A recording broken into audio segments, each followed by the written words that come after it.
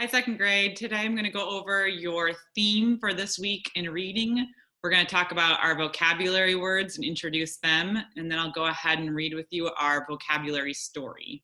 All right, our theme this week is money. It says, how do we use money? We use money in many ways. Money is used to purchase goods or things and services. This girl is using money to purchase a book, which is good. We use money to buy other goods, such as food and clothing. We also use money to buy services, such as babysitting. Talk about it. Talk with a partner about goods and services your family spends money on. List the items on the chart. Okay, if we were in class, we would do this, but with you, you can either think about it yourself and you can write down a few things, or you can talk about it at home with someone, maybe even parents, to see goods are things that you're going to buy. So they talked about food and clothing. They are things that you can take home and that you have. And then services are things you're purchasing, things that aren't necessarily goods or things that you can take home and have, but it's someone doing something for you. So babysitting is a service. They're not giving you something, but they are doing something for you. They're watching the kids. A haircut would be a service. You aren't coming home with something in your hand, but you had a service. Someone did something for you. So you can talk about it and see, how does your family spend money?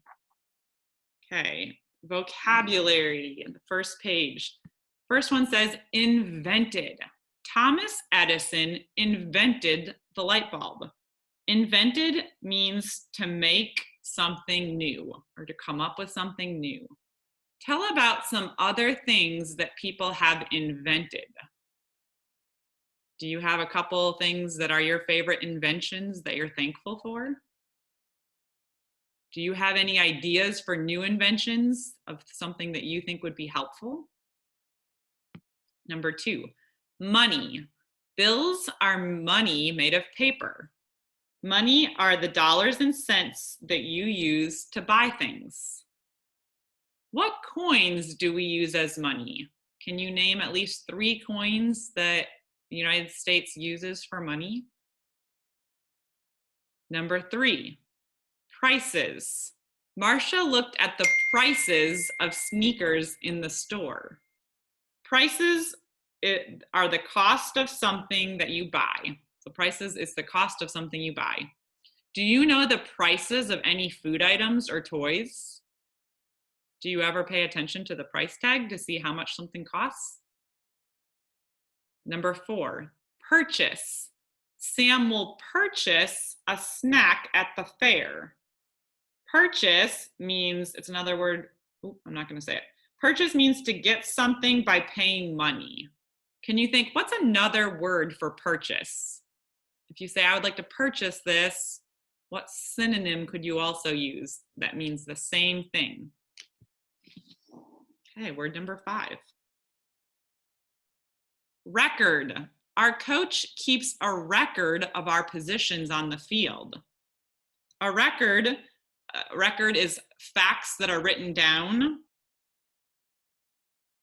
to help remember it or to keep it somewhere where you can look back and reference it. What is something that you keep a record of? What do you keep a record of? What do you keep track of? Number 6, system. The teacher has a system for organizing our writing materials. A system is a plan or set of rules for doing something. Can you think about some of the systems that you have for doing something? A plan or a way that you always do something at home? Can you think of a couple systems we have in class? When you walk in the door, what's one of the things that you always had to do first? What did you do second? What did you do before you sat down in your desk? Those are parts of our systems to make sure that every day things run smoothly and we have everything in order. Number 7, value. $1 has more value than a penny. Value is how much something is worth. $1 certainly does have more value. $1 is worth 100 cents, and a penny is only worth 1 cent. What coin has more value than a penny? How much more? Last one, word number 8. This television is worth a lot of money. Worth. Worth means the value of something. So worth and value are very, very similar. So it says, name some things that are worth a small amount of money. Now, can you think of something in your house that is worth quite a bit of money? Okay. So this week we're talking all about money. Your cold reads are going to be about money. Your reading's going to be about money. So we're going to talk today about the life of a dollar bill. This is another expository text. So we are going to learn real information about how money in our country is printed and how dollars are made and circulated and put out to the different people in our country. So the essential question says, how do we use money? Read to learn about how a dollar bill circulates. Circulates means makes its way around different parts of our country and different parts of the people who are using it.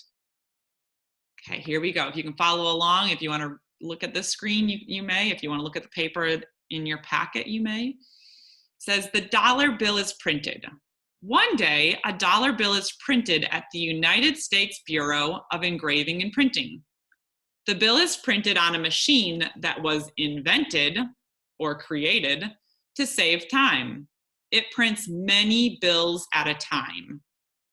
You can see right here, this picture, all those $1 bills are connected and printed at the same time. The US Bureau of Engraving and Printing prints millions of dollar bills each day. It's a lot. It's a lot of printing. Let's follow the dollar bill.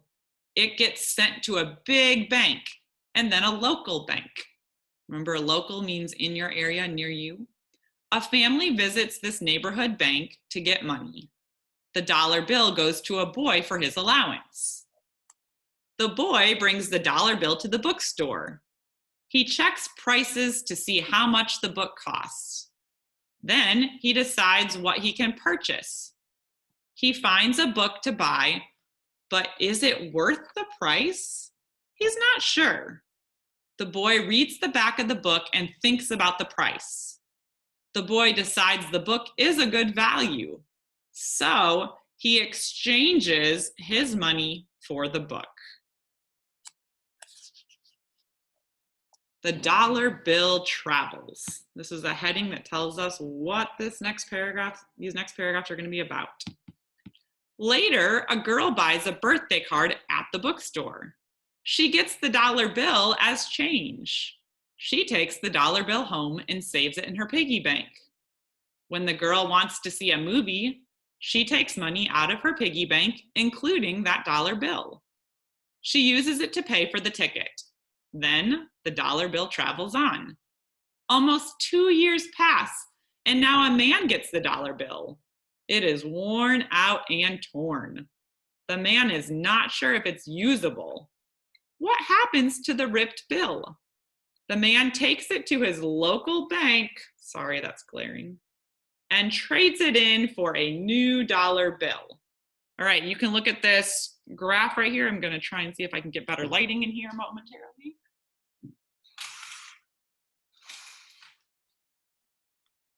Okay.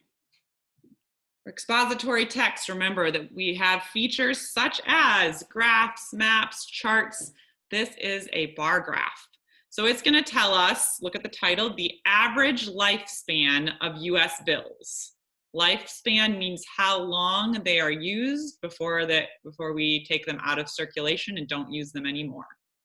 So if I look along the bottom, they tell us the different types of bills: $1 bill, $5 bill, $10 bill, $20 bill, and $50 bill.